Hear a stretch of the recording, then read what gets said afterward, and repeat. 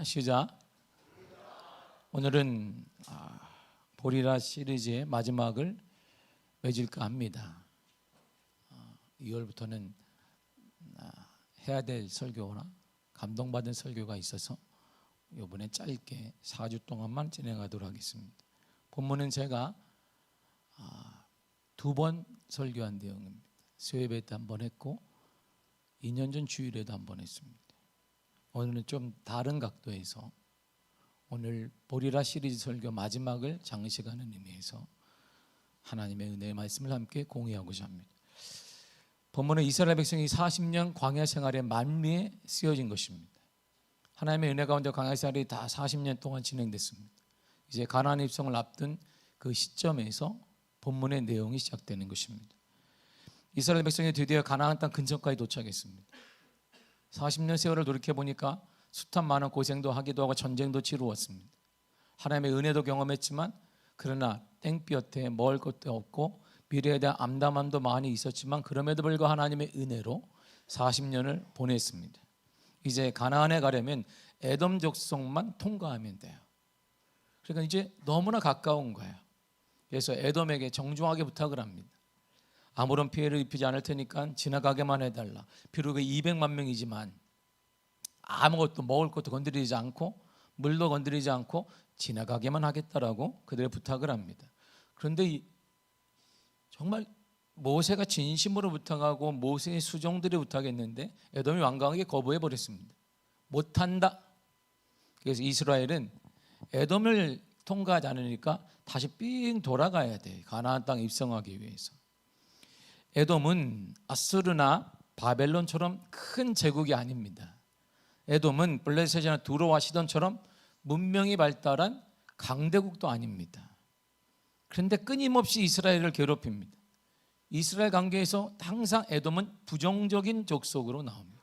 그러니까 이스라엘이 마음만 200만 명의 마음만 먹으면 그냥 싹 밀어버리면 돼요. 그런데 끊임없이 괴롭혀요. 그러면서 이스라엘은 에돔에 대해서 함부로 하지 않습니다. 그냥 밀면 되는데 200만 우리는 수도 많고 전쟁도 치러봤고 하나님의 은혜도 경험했고 하나님의 능력도 받았으니까 그냥 힘으로 밀든지 하면 되는데 하나님이 허락하지 않았습니다. 도대체 왜 에돔에게 하나님이 허락하지 않았을까요? 하나님이 이스라엘이 에돔을 함부로 하는 거 허락하지 않았을까요? 에돔 족속은 어떤 족속일까요? 성경은 이렇게 말해요. 창세기 36장 9절입니다. 시작. 세일산에 있는 에돔 족속의 조상 에서의 족보는 이러하니. 아멘. 에서는 이삭의 장자입니다. 이삭의 장자예요. 그리고 그의 동생이 야곱입니다. 에돔 족속의 조상은 에서예요. 그러니까 에돔은 에서의 후손입니다. 그 성경이 다시 이렇게 설명을 해요. 36장 19절입니다. 시작. 에서 곧 에돔의 자손으로서 족장된 자들이 이러하였더라. 에서 곧 에돔의 자손 이렇게 말합니다. 그러니까 에서는 시발점으로 해서 에돔의 족속이 생겼다 이렇게 말해줘요. 이처럼 에서와 야곱 즉 이스라엘의 일반적인 보통 관계가 아닙니다. 형제 관계이고 혈연 공동체이고 피로 맺어진 관계입니다. 세월은 많이 지나서 다른 곳에 살고 있지만 세월은 많이 지나서 공동체의 역할을 다 희미해졌지만 그럼에도 불구하고 함부로 하지 않는 것은 특별한 혈연 공동체이기 때문입니다. 그럼에도 에돔은 이스라엘에 대해 항상 부정적으로 나오고 성경 읽어보게 되면 에돔은 항상 거부합니다. 이스라엘을 계속 전쟁을 일으키거나 이스라엘 계속 가시처럼 전쟁하며 그들이 대하는 것이 우리는 보게 됩니다. 가나안 입성을 앞둔 지금도 마찬가지입니다. 그러니까 이 일로 인해서 이스라엘 백성들이 이렇게 마음이 돌이키게 되었습니다. 5절을 보겠습니다. 시작. 백성이 하나님과 모세를 향하여 원망하되. 하나님과 모세를 원망합니다. 아니 보세요. 에서 족속이 에돔 족속이 안 된다 그랬는데 이스라엘 백성은 에돔 족속이 안 됐는데 모세를 원망하는 거예요. 에돔 족속이 거부했는데 하나님을 원망합니다. 하나님이 좀 되겠습니까? 내가 못했는데 여기다 화풀이를 하는 거예요. 저 사람이 안 된다고 했는데 여기다 화풀이를 하는 거예요. 이게 이스라엘 백성이에요. 마라에서 물이 쓰다가 그대로 원망했습니다. 신광야에서 굶주림에 죽겠다고 그들을 원망했습니다. 호렙산 아래에서 물이 없다고 원망했습니다. 바란강야에 다베라에서 만나가 실직 난다고 이들을 원망했습니다. 그리고 오늘은 또 왜 원망하느냐 그렇다면 왜 하나님과 모세에서 원망하냐 그랬더니까 이것 때문이라는 거야. 4절을 보겠습니다. 시작. 백성이 호르산에서 출발하여 홍해길을 따라 에돔 땅을 우회하려 하였다가 길로 말미암아 백성의 마음이 상하니라. 아멘. 홍해길을 따라 이게 에돔 족속을 길리면 되는데 가로지르면 쭉 되는데 우회하려고 하니까 마음이 상한 거예요. 마음이 상했다면 원망합니다. 마음이 상해서 원망한다는 거 불평한다는 것입니다. 마음이 상하다 히브리어 뜻은 카차레입니다. 짧다, 참지 못하다 이런 뜻입니다. 그러니까 이 말은 마음이 짧아졌다 이런 뜻이에요. 결국 이 말은 이스라엘 백성들의 마음이 상하게 됐다는 것은 그들의 마음이 짧아졌다는 거예요. 뭐가 짧아요? 그들의 마음의 인내심이 짧아졌다. 인내심의 한계가 왔다 이런 말을 말하게 됩니다. 인내심 부족해서 낙심한 상태에 빠졌더라 이런 말이에요. 이스라엘이 이렇게 생각했습니다. 광야 40년 동안 하나님이 우리에게 은혜를 허락했다. 많은 족속과 전투에서 우리는 승리했다. 그러니까 이 작은 에돔 족속과 싸워 우리는 충분히 이길 수 있다. 이제 가나안에 거의 다 왔는데 이 작은 암말도 예전에 우리 조상 중에 혈연 공동체였으나 우리 앞길을 막고 있고 하나님을 섬기자는 에돔 족속은 이제 우리와 전혀 다른 민족이기 때문에 우리는 하나님의 선민이고 그들은 선민이 아니기 때문에 하나님의 은혜로 전쟁에 승리하고 하는 은혜를 받은 우리가 그냥 밀면 된다. 그런데 돌아가자는 거예요. 그게 말이 되냐 이게. 40년 가까이 사막길을 걸어왔습니다. 40년 가까이 돌이키니까 얼마나 힘든지 몰라요. 하나님의 은혜를 받았으나 그러나 사막길이 쉽지 않은 쉬운 아닙니다. 사막길을 낮에는 덥고 밤에는 추운데 이 사막길을 걸어온 거 쉽지 않은데 이제 거의 가나안 땅에 왔는데 이 에돔 족속 작은 족속 하나 때문에 200만 명이 돌아가야 된다는 거예요. 그래서 인내심의 한계가 들어왔어요. 도저히 하나님의 뜻과 모세의 계획을 이해할 수 없었습니다. 그래서 마음이 상한 거예요. 더 이상 참지 못했습니다. 그래서 원망하게 된 것입니다. 여기서 잊지 말아야 될 것이 있습니다. 우리가 신앙생활하면서 자칫 우리의 마음이 상할 수 있어요. 우리가 놀라운 은혜를 경험했습니다. 예전에 내가 하나님의 1m는 뛰었다는 둥 내가 기도할 때는 1m를 뛰었고 내가 기도할 때는 대나무를 소만나무를 뽑고 삼각사는 걸 다 뽑았다는 둥 내가 이야. 저도 어릴 때 늘상 그렇게 얘기했어요. 제가 아버지 따라 기도원에 가면은 기도 강사 목사님들이 네 할렐루야. 그 당시에는 특기가 목사님들 목이 쉬어야 이게 부흥사게 돼. 할렐루야 여러분. 제가 어젯밤에 가서 나무를 다 뽑아버렸습니다. 그러면 제가 어린 나이에 진짜 가보면 나무가 하나도 없어. 다 뽑아서. 저도 능력을 이렇게 나무 하나는 뽑아야 능력을 받습니다. 그래서 제가 내가 그렇구나 그래서 뽑으려고 했는데 하나도 없어. 남는 게 없어요. 다 뽑아서 우리 아버지 세대가 다 뽑아가지고 삼각산에 가면 아무도 없어. 지금 가면은 나무가 융성합니다. 왜? 아무도 안 뽑아서 그래요. 여러분들 뽑아주시기를 축복합니다. 능력을 경험했습니다. 우리가 때때로 은혜를 받기도 하고 하나님의 역사를 경험하기도 하고 간증이 있기도 합니다. 하나님과 동행하는 삶을 살고는 있지만 우리도 마음이 상할 때가 있다는 거예요. 특별히 우리가 기대했던 것이 이루어지지 않을 때 우리가 마음이 상해요. 그토록 기도했는데 응답이 지연될 때 마음이 상합니다. 생각지도 못했던 어려움에 닥칠 때 마음이 상해요. 바로 그때 우리의 인내심의 바닥을 드러냅니다. 여러분 그때가 인내심의 바닥을 드러내지 말고 여러분들이 인격의 바닥을 드러내지 마시기를 바랍니다. 어떤 일이 있어도 낙심하지 마시기를 바랍니다. 그래야 그 무서운 병, 모든 병 중에 가장 심각한 병, 원망병과 그리고 불평의 병이 사라지게 되는 것입니다. 왜냐하면 원망병이나 불평이 시작하면 원망병 한번 퍼지게 되면 다 죽습니다. 불평하는 게 불평이 싹 돌게 되면 다 죽어요. 나도 죽고 내 주위의 사람들은 내 미래도 죽고 내 가족도 내가 속한 공동체도 죽습니다.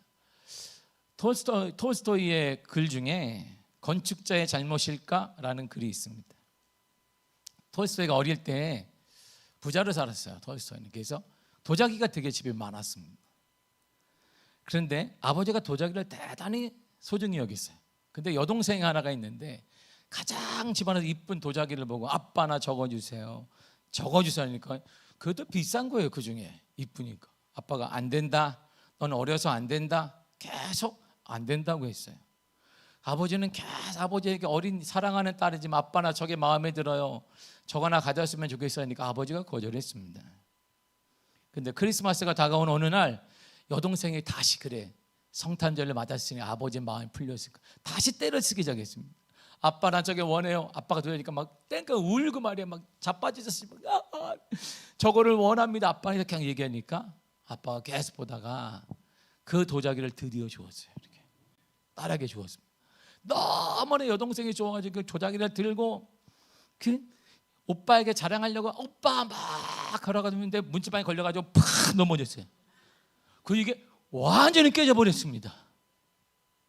그때 톨스토이가 충격받은 여동생의 고백이 있는 거예요. 여동생이 이렇게 말했어요. 우리 집을 지은 사람이 누구예요? 누가 우리 집을 이렇게 지어서 나를 넘어지게 했단 말이에요. 이렇게 오빠한테 얘기한 톨스토이가 깜짝 놀란 거예요. 훗날 톨스토이는 원망하는 사람들을 보면서 어린 시절 여동생이 생각나서 이런 짧은 글을 썼습니다. 여러분, 건축자의 잘못일까요? 건축자가 잘못한 건가요? 그래서 도자기가 그래서 깨진 건가요? 이처럼 사람들은 문제만 생기면 자기를 돌아보지 않아요. 항상 남 탓만 합니다. 에돔이 막았는데 모세가 잘못했다는 거예요. 에돔이 거부했는데 하나님을 원망하고 하나님을 불평하는 거예요. 누구 때문에 그 기분이 상했는데 하나님을 원망하는 거예요. 뭐 때문에 기분이 나쁜데 교회가 그렇다는 거예요. 이게 우리의 원망병이에요. 이거 이제 습관화되어 버립니다. 그래서 이 병, 원망병은 한 번 걸리면 좀처럼 치유되지 않습니다. 불평하는 사람은 한 번 걸리면 좀처럼 치유되기 힘듭니다. 그래서 원망과 불평은 죽이는 힘이 있습니다. 그러므로 원망, 불평하는 사람과는 한 자리에 앉지도 말고 밥도 먹지도 말고, 그래야 여러분들이 살아요. 농담에 여러분들이 그래야 삽니다. 아니면 같이 죽습니다. 여러분들 미래 가지고 가정이 죽습니다. 그걸 원망하는 사람과는 그냥 눈도 마주치지 말고, 오늘 다 집에 가게 생겼네. 근데 이스라엘이 원망할 때 그 원망과 함께 찾아온 것이 하나 있어요. 이 원망과 세트가 하나 있습니다. 우리가 세트 선물을 받잖아요. 제가 이번 주에 한 목사님한테 선물을 받았는데 화장품이 왔어요. 내가 그래서 목사님 전화해가지고 왜 내 피부까지 상관을 하십니까? 농담을 하니까 왜 내 멀쩡한 피부까지 상관해서 화장품을 왜 보냈어요? 목사님이나 쓰지. 이건 무슨 좋은 건데 어쩌고 저쩌고 저는 이제 쓰는 게 있다. 뭘 쓰냐고 했습니다. 저는 애들이 남기고 간 그걸 막 바르고 있습니다.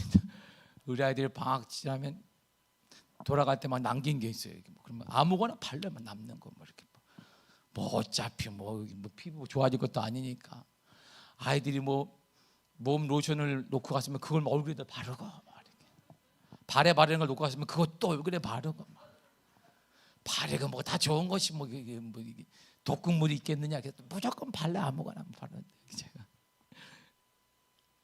세트가 왔어요. 세트 로션과 스킨이 따라와요. 딱 따라오잖아요. 이처럼 원망도 세트가 있습니다. 원망하는 사람에게 항상 같이 와요. 이렇게 뭐가 같이 올까요?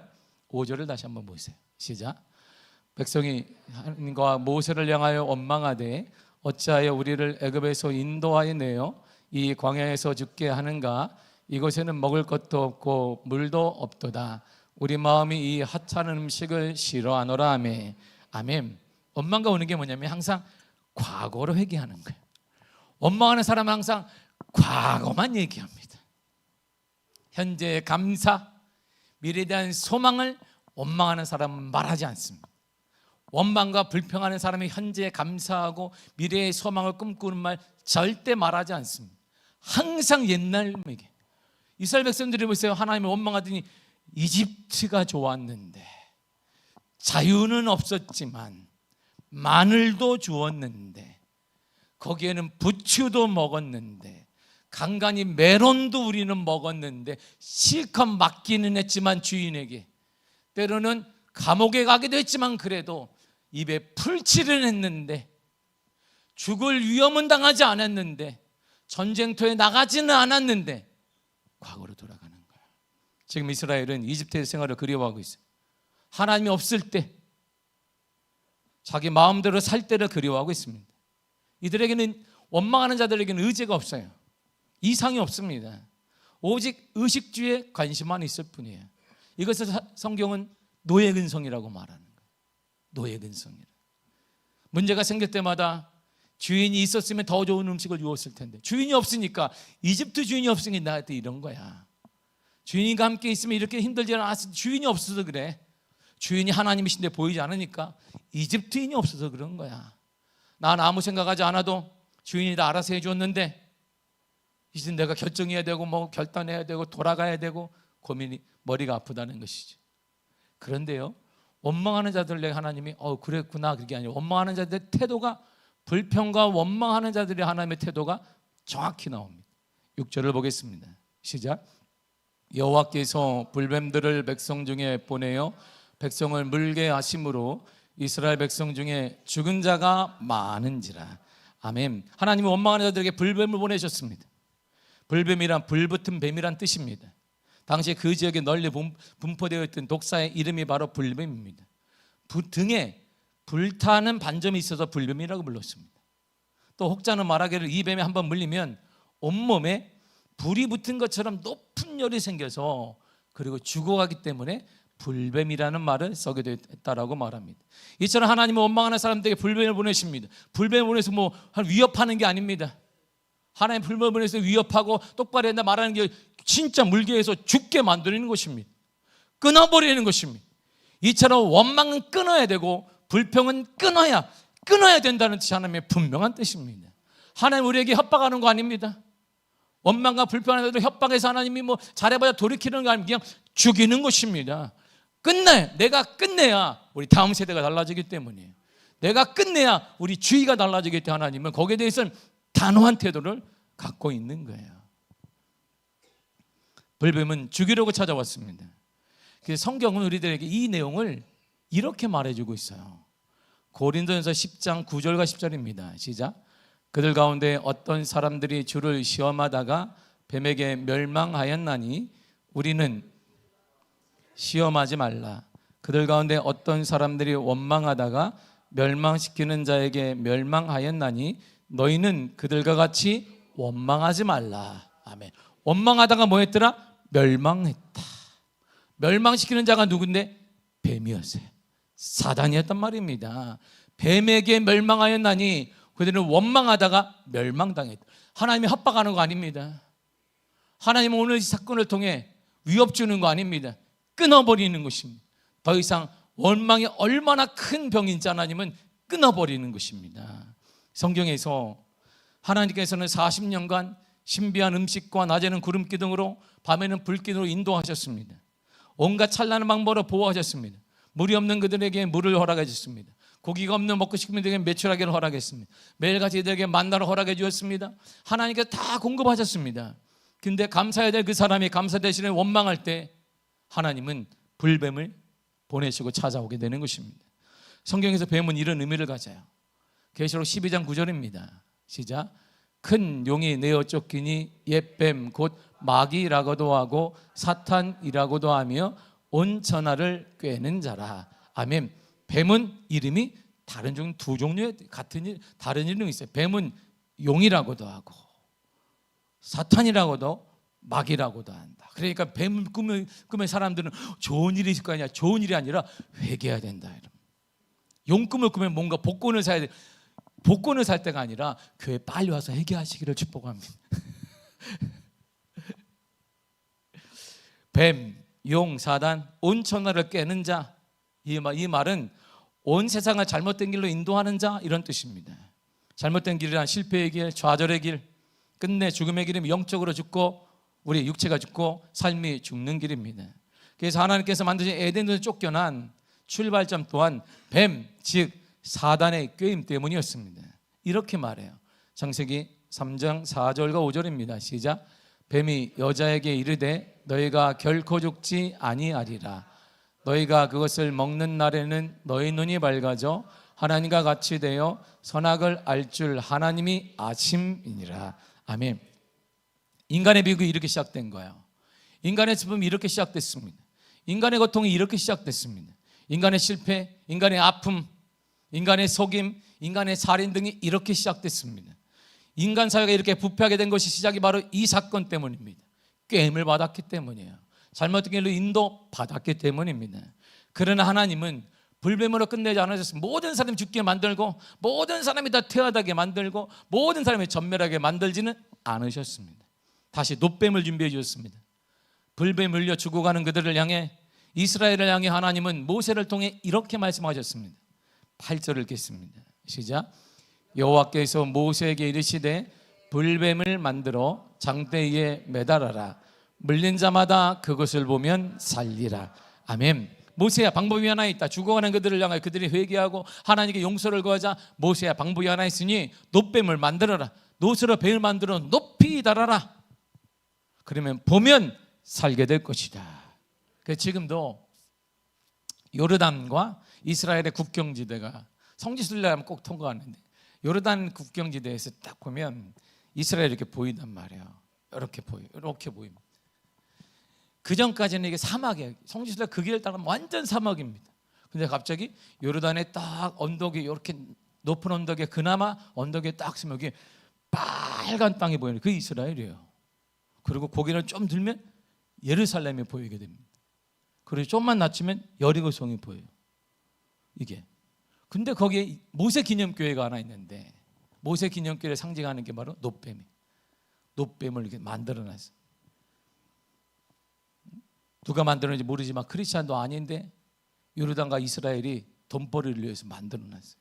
아무튼 이들이 놋뱀을 쳐다본 즉 살리라. 그 물렸느냐? 보면 살 것이다. 하나님 모세에게 말씀하셨습니다. 너는 전해라. 뭐라고 전할까요? 놋뱀이 물린 자마다, 죽어가는 사람들마다 그 놋뱀을 보면 살게 될 것이다. 이렇게 말했습니다.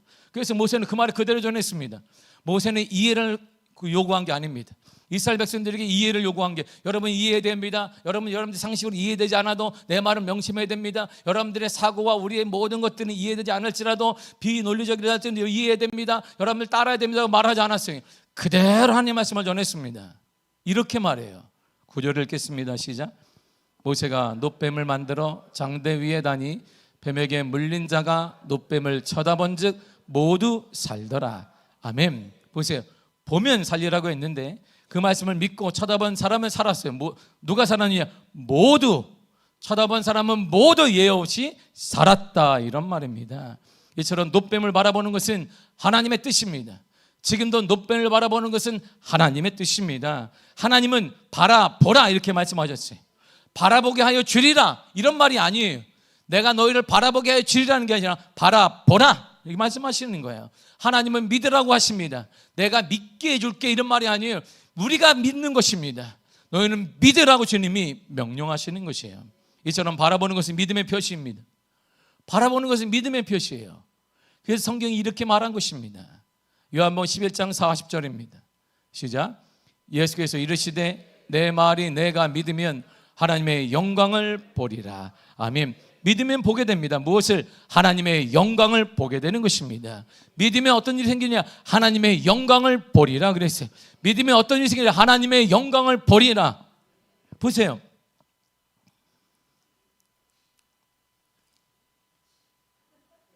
자, 예수 말씀을 믿으면 뭐가 된다? 보게 된단 말이에요. 쳐다보라 이렇게 하나님이 모세를 통해 말씀하셨어요. 쳐다보라는 하나님의 말씀을 믿으면 뭐게 된다? 보게 되는 것이에요. 무엇을 보게 될까요? 요한복음 11장 40절에 하나님의 영광을 보게 된다 그랬습니다. 민수기 21장 9절에서는 죽어가는 자가 살아나는 것을 보게 된다라고 했습니다. 일단 똑같은 문맥인데 보게 되는 건 사실이에요. 하나님의 영광, 한쪽에 하나님의 영광을 보게 되고 또 한쪽에 죽어가는 자가 살아나는 것을 보게 돼요. 예외 없이 보게 된다라고 했습니다. 그런데 말이에요, 요한복음 10장 3절을 보면 나와 하나님은 하나이라 그랬습니다. 그러면 하나님과 예수님의 말씀을 믿으면 모두 살더라 이랬어요. 예외 없이 살아난다 이런 말입니다. 그러니까 예수님 말씀을 믿으면 죽은 나사로가 살아나요. 하나님 말씀을 믿으면 죽어가는 모든 자들이 살아난다 이런 말입니다. 그러므로 요한복음 11장 40절 하나님의 영광의 뜻이 뭐냐면 하나님의 영광을 보게 된다는 계속 우리가 하나님의 영광을 보게 된다. 하나님의 영광을 보리라. 요한복음 11장 40절에 얘기하는 그 영광이 뭐냐면 하나님의 영광이라는 이거예요. 살아나는 것, 죽은 자가 살아나는 것, 죽어가는 자가 살아나는 것. 여러분 이게 하나님의 영광이란 말입니다. 우리가 지금 죽어가고 이 사회가 영적으로 죽어가고 있습니다. 우리 다음 세대가 죽어가고 있어요. 우리의 삶이 죽어가고 있는데 하나님의 영광을 보리라는 게 뭐냐면 그곳으로부터 살아난다 이런 말이에요. 우리 다음 세대가 살아나고 우리의 모든 것들이 살아나며 우리 교회가 살아나며 우리 여러분의 삶이 살아나게 된다 이런 말입니다. 이것이에요. 이것이 주님이 우리에게 주시는 올해 표의 말씀인 것입니다.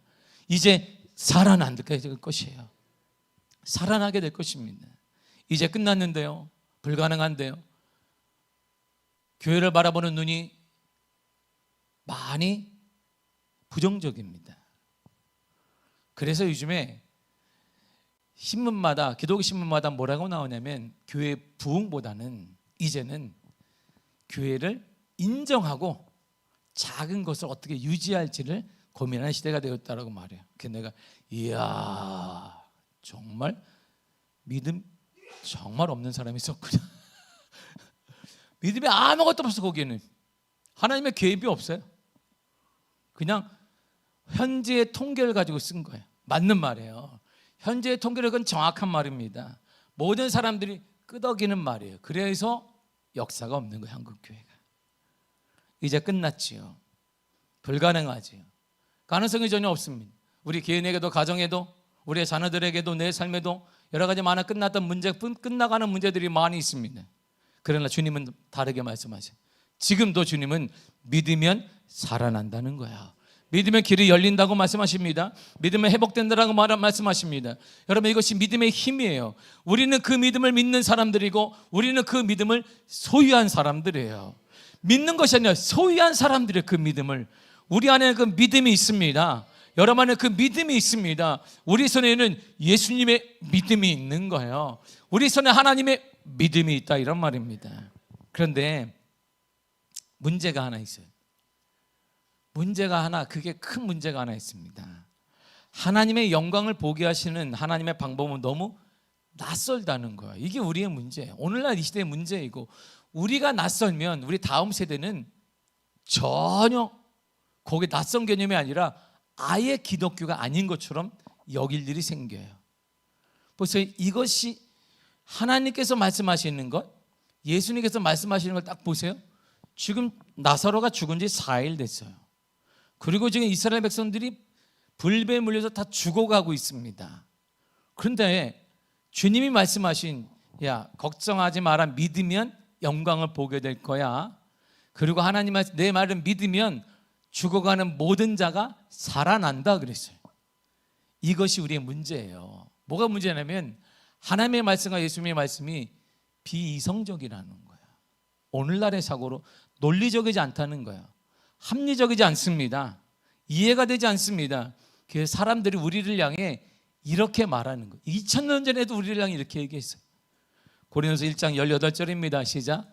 십자가의 도가 멸망하는 자들에게는 미련한 것이요 구원을 받는 우리에게는 하나님의 능력이라. 아멘. 십자가의 길, 하나님의 길을 따르는 것, 하나님의 말씀을 믿는 것은 미련하다는 거예요. 이게 오늘날도 똑같아요. 미련한 사람들, 이게 우리예요. 아직도 믿음으로 살고 하나님의 말씀을 믿고 하나님의 말씀으로 살아가는 모든 사람들은 미련한 것이기 때문에 손가락질을 받는 것입니다. 그럼에도 우리는 그것이 능력이라고 믿습니다. 무슨 능력인데요? 사흘이 지난 죽은 자를 살리는 능력이고 죽어가는 모든 자들을 살리는 하나님의 능력이면 우리는 믿습니다. 더 나아가 당시에 소위 집권 세력이고 똑똑하고 사회적 강자들은 예수를 믿는 사람들을 향해 이렇게 말했습니다. 고린도전서 1장 23절을 쉬운 성경으로 읽겠습니다. 시작. 우리는 그리스도께서 십자가에 못 박히셨다고 전합니다. 이것이 유대인들에게는 걸려 넘어지게 하는 것이요 이방인들에게는 어리석은 것이지만. 아멘. 말씀을 믿는 것은 너희를 넘어지게 할 것이란 말. 너 사회생활에 도태될 거야. 너 사회 승진 못할 거야. 사회생활하는데 어려움이 많을 거야. 이렇게 얘기하는 거예요. 성공으로 가는 길에 넘어지게 될 것입니다. 출세하고 상류층에 들고 좋은 직장 얻고 넉넉한 생활하는 데 있어서 말씀을 믿는 것은 장애물만 낼 뿐이라고 사람들은 말합니다. 그래서 적당히 타협하는 그리스도인들이 많아요. 그것이 그리스도인이라 불릴 수 있는지도 정확히 모르겠습니다만, 직장생활, 대인관계 등 힘들어집니다. 뭐하면? 말씀을 믿으면 말이에요. 말씀을 믿으면 사업하기 쉽지 않습니다. 교회 사람들은 아직도 말씀을 믿고 사는 우리를 향해 어리석은 사람이다라고 말하는 것입니다. 같은 그리스도인들도 이렇게 말하는 것입니다. 같은 그리스도인들도 어리석은 사람이라고 말하는 것, 윤기응변이 없다고 말하기도 하고, 너는 너무나 고지식하다고 말하기도 하고, 하나님 이렇게 믿으면 안 된다고 말하기도 하는 사람들이 지천에 깔려 있습니다. 같은 목회자도 많습니다. 오늘날 그러면 안 된다고 말합니다. 지금도 기도하며 하나님께 구하고 지금도 전도하면 그렇게 무식하게 전도해서 안 된다고 말하는 사람도 많습니다. 같은 목회자도 많고 같은 신앙이 너무 많습니다. 오늘날은 그렇게 믿어서는 안 된다는 걸 고상하게 믿어야 되고, 오늘날 시대에 맞게 믿어야 되며 눈높이에 맞게 믿어야 되는데, 그래서 믿은 결과가 뭔데요? 한국교회가 침체했습니다. 한국교회가 손가락질을 받고 있습니다. 우린 다 알아요. 그렇게 믿으면 바보가 되는 건 저와 여러분들이 모르겠습니까? 그렇게 믿으면 바보 목사가 되는 건 모르겠습니까? 다 압니다. 저도 압니다. 그렇다면 사랑하는 성도 여러분, 바보가 되시기를 바랍니다. 어리석은 자가 되시기를 바랍니다. 우리는 알아요. 우리는 믿습니다. 그것이 능력임을 우리는 믿습니다. 죽은 자가 살아나는 능력임을 믿고, 죽은 자가 살아나는 기적을 보게 되는, 영광을 보게 되는 것을 믿습니다. 그래서 주님은 여전히 이렇게 말씀하시는 거야.